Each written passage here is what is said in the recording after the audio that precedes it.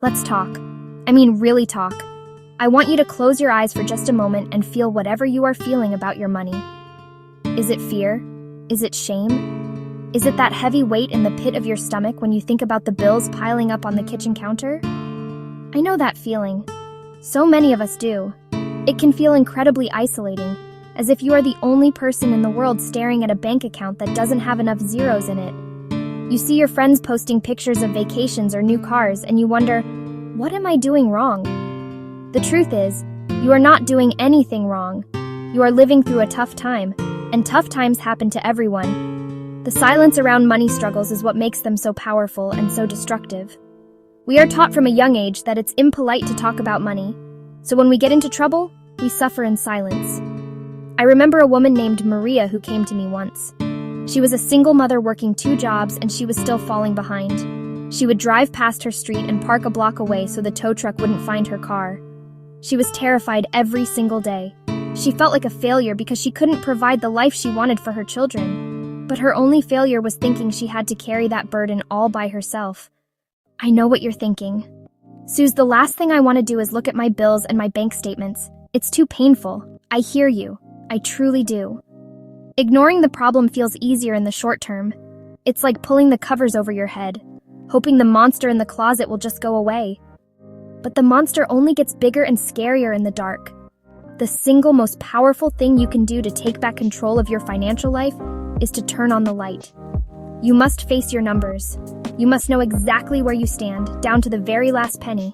Get a piece of paper, a notebook, or open a spreadsheet on your computer. I want you to create 2 columns. On one side, write money in. This is every single dollar that comes into your household each month. Your paycheck after taxes, any child support or alimony, any income from a side job. Be honest and be thorough. If your income is irregular, look at the last 3 months and find an average. This number is your starting point. It's the total amount of resources you have to work with. Don't judge the number. Don't wish it were higher. Just write it down. It is what it is, and that is okay. Now for the harder part. On the other side, write money out. This is where you will list everything you spend money on. And I mean everything. Start with your fixed costs. Rent or mortgage, car payment, insurance premiums, student loan payments. Then list your variable costs. Groceries, utilities, cell phone bill, transportation. Finally, list your discretionary spending. Subscriptions, coffee, eating out, entertainment. When you have more bills than money, a feeling of panic can set in. The envelopes pile up, the phone calls start. It feels like everyone wants their money right now. It is impossible to pay everyone at once, so you must become the chief financial officer of your own life and perform a bill triage. Just like in a hospital emergency room, you have to prioritize. Decide which bills are most critical to your immediate survival and well-being. Your first priority, always, is what I call the 4 walls. These are the absolute essentials you need to live. 1. A roof over your head, rent or mortgage. 2. Food on the table, groceries. 3. Basic utilities, lights, heat, water. 4. Transportation to get to work to earn money. These 4 categories must be paid first, before anyone else gets a single dime from you. Without a place to live, food to eat, and a way to get to your job, everything else falls apart. You cannot make smart financial decisions if you're worried about where you'll sleep tonight. After you've secured your 4 walls, move to the next level of priorities. This typically includes car payment, child support, taxes, and then everything else. Okay, so you have your bill triage plan. You know who you can pay and who you have to put on a temporary hold. Now comes a step that terrifies many people, but it is one of the most powerful moves you can make. You must pick up the phone. Hiding from your creditors is the worst thing you can do. The unknown is what allows them to have power over you. When you don't answer the phone, they assume the worst. They might accelerate collection efforts, add on fees, or report you to credit bureaus more quickly. Communication is your greatest weapon in this fight. You must be proactive. Before you call, have your financial worksheet in front of you, the one with your money in and money out. You need to know your numbers. When you call your credit card company, when you call your student loan servicer, when you call the hospital billing department. Be calm, polite, and honest. Do not be emotional or angry. Simply state the facts. Hello, my name is Jane Doe. I am calling about my account. I have recently experienced a financial hardship due to a job loss, and I am unable to make my full payment at this time. I want to work with you to find a solution. Most companies have hardship programs. They would much rather receive a smaller, consistent payment from you than nothing at all. The person on the other end of the line is just doing their job. They are not your enemy. Okay, so now that we've dealt with the big, scary bills, let's take another look at the money out column of your budget. This is where you can find immediate relief. Start taking back control, dollar by dollar. The key is to ruthlessly tell the difference between needs and wants. A need is essential, like the four walls. A want is pretty much everything else. In normal times, wants bring joy. In tough times, wants are luxuries to pause. Go through every line item. Be a detective. Streaming service, $15 a month. That's a want. Cancel it. $5 coffee every morning. That's $100 a month. Start making your coffee at home. What about that gym membership you haven't used in 3 months? That's a want too. While cutting expenses is a critical defensive move, you can also go on the offense. You can increase your money in column. In today's world, there are more opportunities than ever to earn extra money outside of your primary job. This is not about getting a second full-time job, though for some that may be necessary. This is about finding a side hustle, a flexible way to bring in an extra $50, $100, a few $100s a week. That extra income can really be a game changer. It can be the money that covers your gas for the month or pays off a credit card bill. Think about the skills you already have. What are you good at? What do you enjoy doing? Do you love dogs?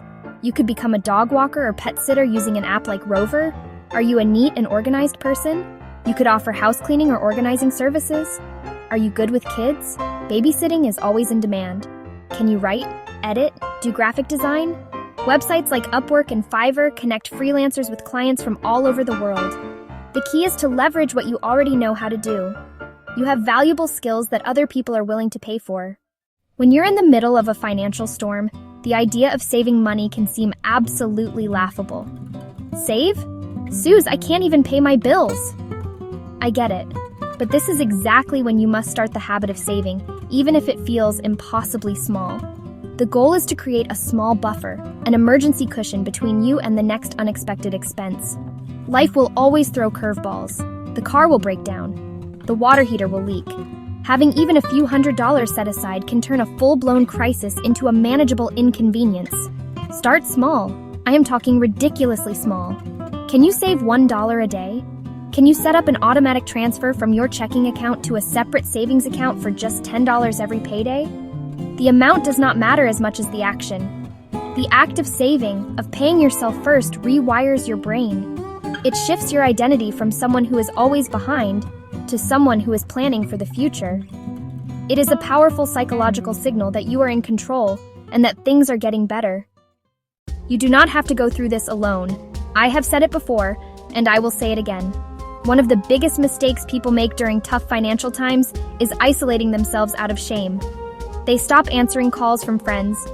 They make excuses to avoid social gatherings that might cost money. They put on a brave face while they are crumbling inside. This is a mistake. Your community, friends, your family, your local organizations can be your greatest source of strength and support. You must have the courage to be vulnerable and ask for help. This doesn't always mean asking for money, although sometimes that may be necessary. It can mean asking for practical support. Can you ask a friend to watch your kids for a few hours so you can go to a job interview or work a few hours at your side hustle? Can you organize a potluck dinner with your neighbors instead of going out to an expensive restaurant? Can you talk to a trusted family member and just tell them you are struggling? Right now, you are in survival mode. You are making tough choices, you are fighting every day, and you are focused on getting through this difficult chapter. I want you to know how proud I am of you for doing this work.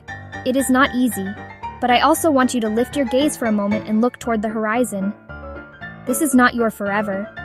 The actions you are taking today, facing your numbers, cutting your spending, earning extra income, building a small savings, are not just about surviving. They are the building blocks of a new, secure, and thriving financial future. The habits you are forming in the fire of this hardship will make you financially invincible. Once you know how to live on a budget, differentiate between needs and wants, and save consistently, you will carry those skills with you for the rest of your life. When your income increases again, and it will, you won't fall back into old patterns. You will be more mindful, you will be more powerful, you will know the joy and security that comes from being in control of your money, and you will never want to let that feeling go. The lessons learned during the hard times are the most valuable ones. Now go out there and claim it. I know you can.